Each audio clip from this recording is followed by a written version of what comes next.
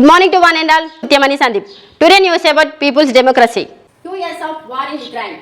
The war in Ukraine has entered into the third year. It is now established beyond doubt that the war is waged by the US-led NATO, with Ukraine only as the theater. The purpose of the war is also by now clear: to contain and assertive Russia and reinforce the hegemony of imperialist US. The vested interests of imperialist forces which are founding and financing Ukraine are the reason for the failure of attempts to find a diplomatic solution. In spite of all the packing, due to the staybacks suffered by Ukraine in the recent periods, the optimism and buoyancy that was witnessed a year ago among the US and its allies is substance today. Impact of the war. The war in Ukraine impacted the entire world, raising food and fuel prices, and high inflation are affecting the lives of millions. The fast rising inflationary rates in many countries have outpaced the growth of wages and triggered a cost of living crisis.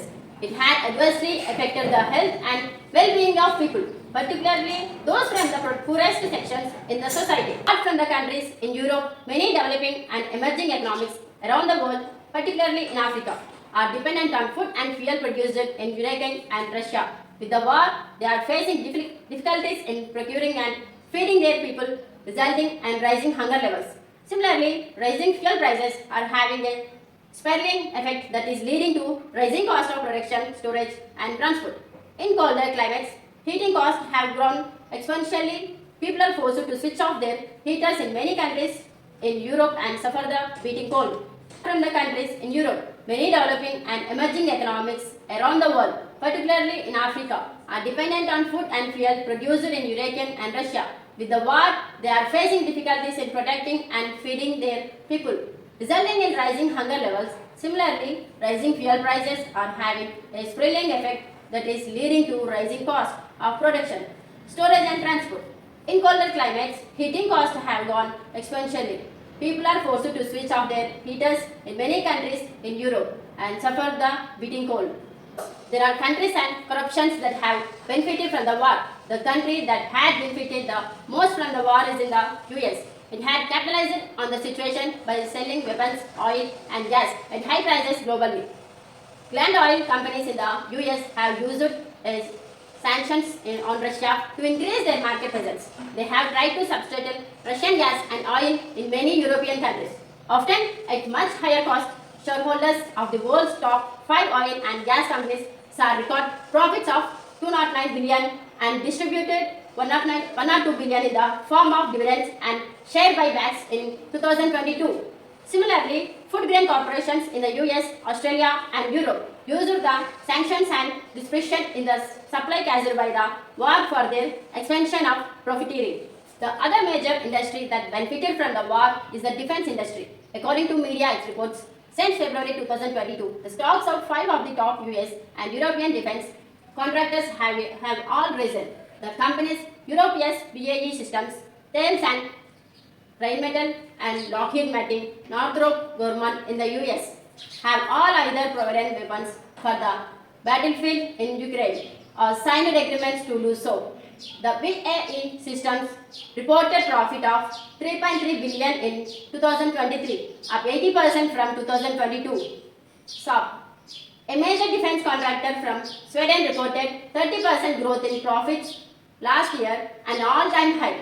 Lockheed Martin and Rheinmetall to have reported an increase in their profits in the third quarter of 2023 due to surging demand for their arms and ammunition. The drive to arm themselves and Ukraine has led to an increase in the defense spending by most countries. The world defense expenditure rose by 9% in 2023 and had reached a strategic 2,240 billion in 2023.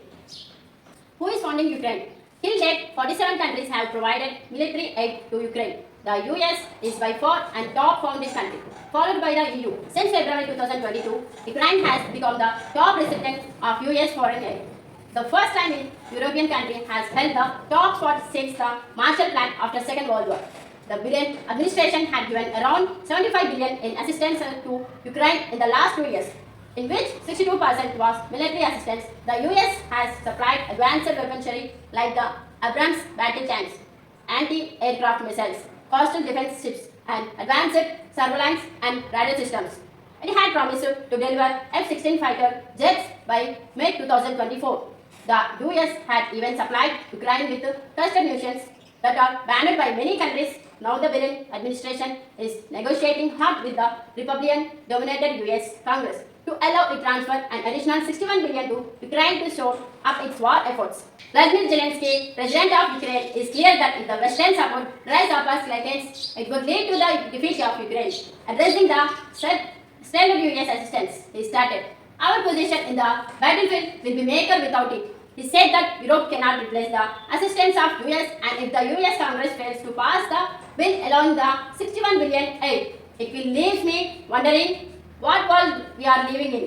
He is pleading the US not to battle Ukraine. Burial is not new to the US, is to fight its battles and abandon them when the situation turns constantly productive. Hacks like David Cameron in his new avatar as the Foreign Secretary of UK and German Foreign Minister Annalena Baerbock are trying to whip up emotions and mobilize resources for Ukraine by overplaying the threat of Russia. If Putin's aggression is not stopped, this will touch every state in the United States. They fear that a Russian victory would embolden challengers to the US hegemony like China. That these so-called liberal democratic countries do not have any love for Ukraine but are only concentrated about their interest become clear when we read the interview of David Arkemia, leader of the Servant of the People party, to which Zelensky also belongs. He started November 2023 that the war cloud have concluded in spring 2022, but for the intervention of the then UK Prime Minister Boris Johnson, the peace deal with the Russia was ready for a signature after the talks between both parties in Istanbul in 2022. It is then Johnson visited Kyiv and intervened against the deal. Boris Johnson visited Kyiv and said that we should not sign anything with the Russian and let's just fight. Arkemia stated, pushed into a war that does not benefit them. Ukrainians and suffering, the neo-Nazi forces controlling Ukraine are deceiving their country people.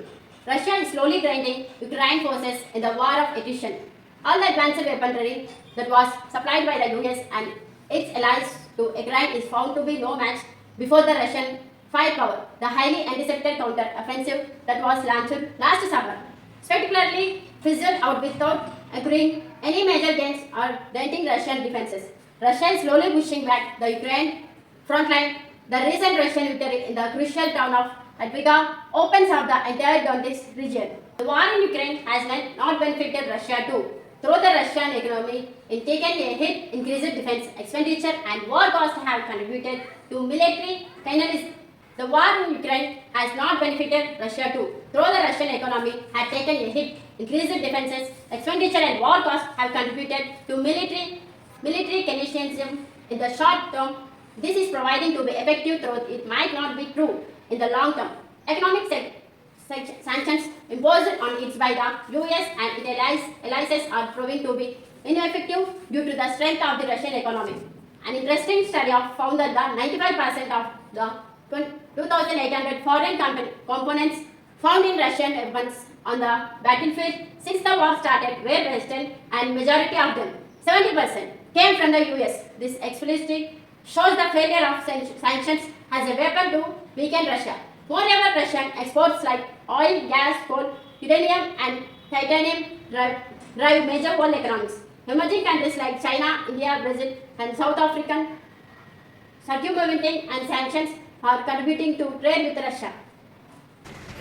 Thus, in spite of all the bravado displayed by the US and its allies, they realize that they are on the wrong side in Ukraine. Only two options are open for them: continue pumping billions of dollars into lost cash while searching for an exit plan, or directly confront Russia. Please share and subscribe.